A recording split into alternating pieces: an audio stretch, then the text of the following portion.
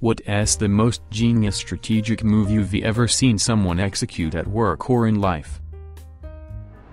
In my youth I posted at a bustling Dragon Ball Z message board. One year on April Fool's I was messaged by a particularly popular poster that he would like help pranking the board. A particularly tasteless joke. He was going to have his girlfriend post that he was involved in a car accident. To help sell the lie he wanted me to play devastated, and to attack anyone who dared imply such a thing could be a prank, as I would be the only one who knew the truth. But here is the rub, he told everyone, about 80 people, that the accident was fake and that each of us was the only person in on it, and he told each person to react in a particular way, designed to put them in conflict with other people he had told to act in a particular way. I was told to be devastated, someone else was told to call bullshit, someone else was told to say they were glad he is hurt, someone else was told to say they were donating money for his recovery, etc. He just sat back and watched the board eat itself. It was pretty funny. This is a repost regarding a high school senior prank. We spread the word that we are all going to skip the last half of the day by leaving out the doors at the disused extreme ends of the school that they usually had difficulty monitoring. One of the NHS officers had a brother who was a fireman whose chief was a bit of a safety and regulation stickler. Sure enough, we get to school that day and the doors at the extreme ends of the building are chained shut. NHS guy calls his brother at lunch. This was prior to cell phones, so you had to wait to use a payphone, and reports a fire hazard locked fire exit doors. Result: fire chief himself shows up and orders the high school evacuated while he does a top-to-bottom inspection on the whole building. Adding insult to injury, a huge bunch of seniors took off during the evacuation. One of my CO workers at a previous job hated our boss. Guy was a suck-up to higher management, made our lives a living heck by not communicating actual requirements, etc. until it was too late.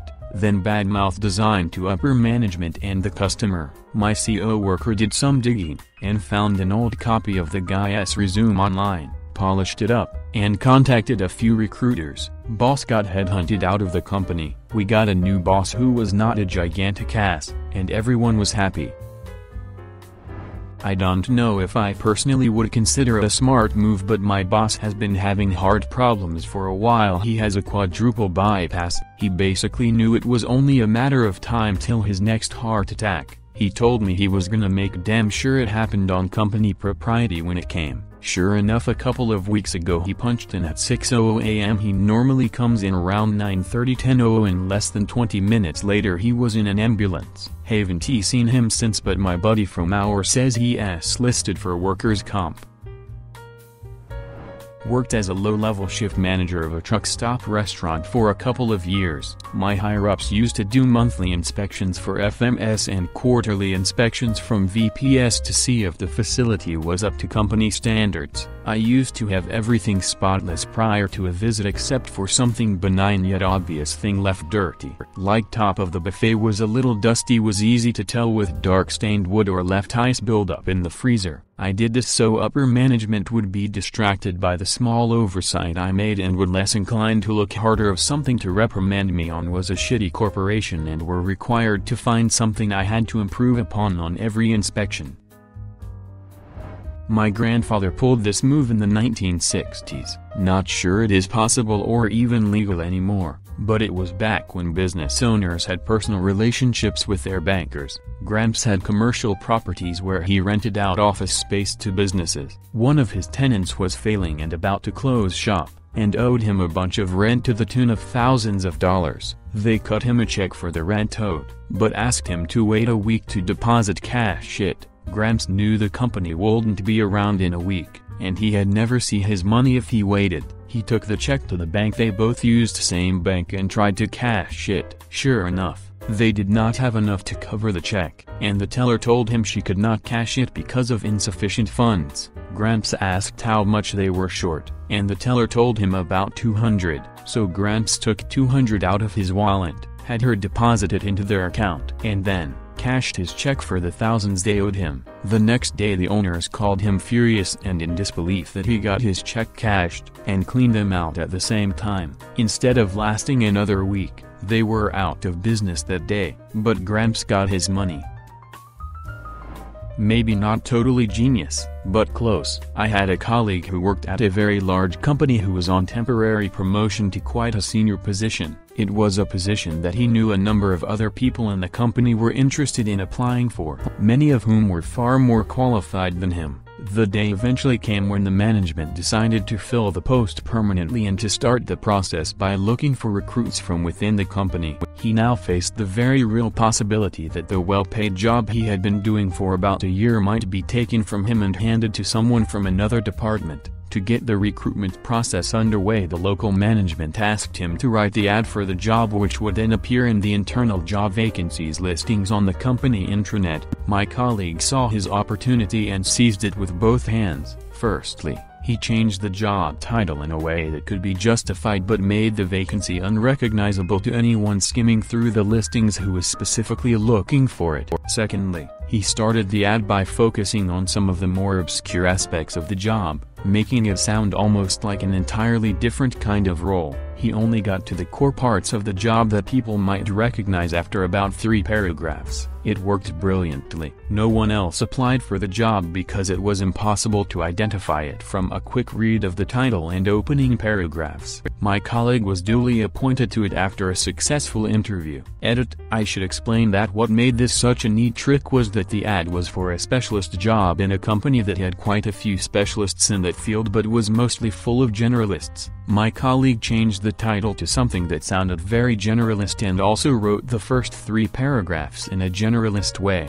only switching to the specialist information in paragraph 4. Why I think it worked so well was because the generalists who might have been drawn to the job by its title and opening few paragraphs then gave up when they realized it required specialist skills that they lacked. Meanwhile, the specialists only saw the generalist title and immediately moved on to the next ad, not realizing that it could well have been the perfect job for them.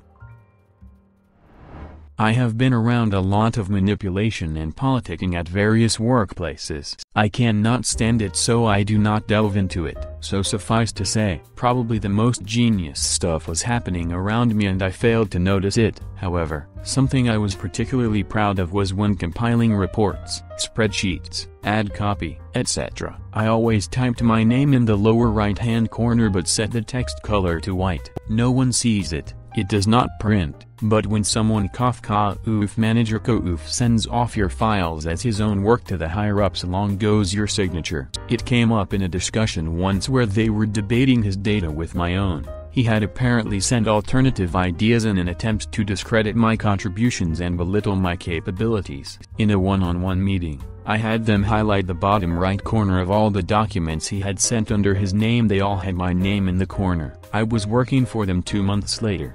Edit: wow, 10K in gold. Oh no, I have discovered karma. Hey, do you know Steve Buscemi was a firefighter during 9/11? LOL. Do not know the exact details, but I read a story once about a guy who bought a full-fare first-class ticket on an airline. He would go to the airport, hang out in the lounge to get free food drink, then go down to the desk and reschedule his flight to the next day. Since it was the top-tier first-class rate, the airline rescheduled with no fee. Kept doing this for something like a year until the airline caught on and told him they would not reschedule anymore. At this point he went to desk and got his 100% refund for the ticket, since that was also airline policy. I was forced to be acting manager for a company I was likely less and less. I had all the responsibility but not the pay, and I was having to help interview actual managers. I hired someone away from a company down the street, then applied there and got his job. That job was the perfect blend of a thing I was good at, paid well for, liked doing, and filled a need.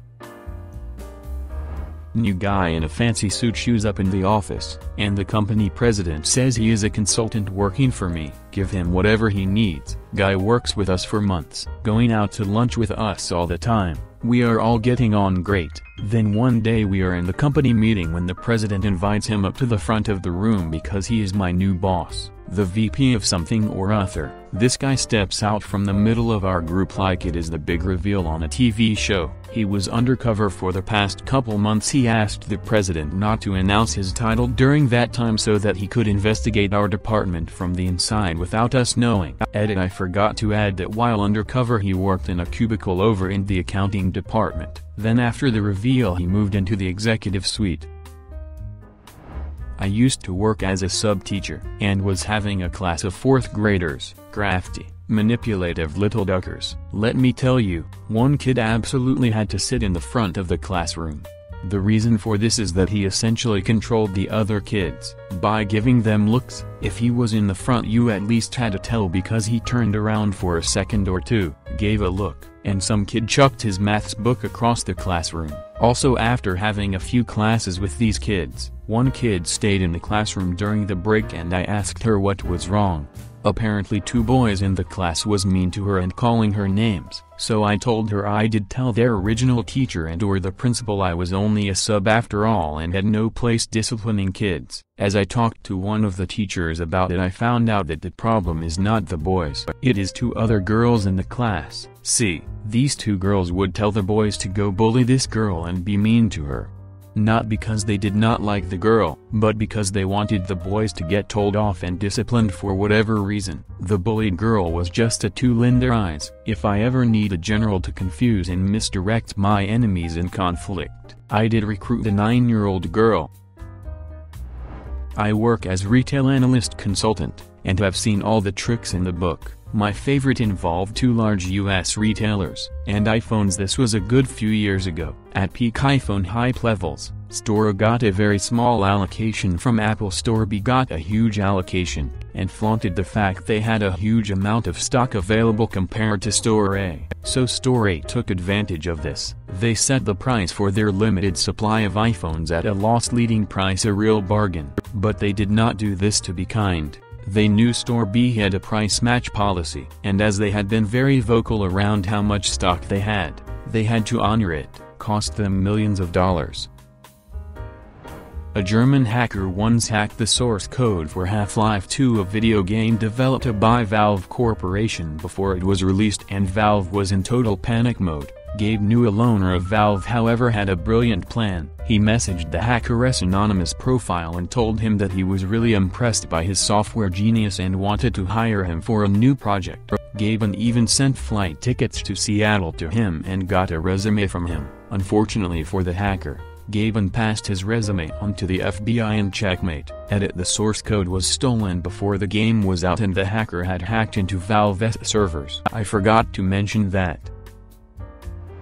Incidentally, it was my brother playing 2D chess against strangers online when we were little kids. He had an electronic chessboard named Igor, and Igor was a mother ducker. We could never beat him unless he was on the lowest setting, and we played a lot of chess as kids. Anyway, my little brother set Igor to the highest level of difficulty and started a game online. The opponent made a move, and my brother would make the same move against Igor.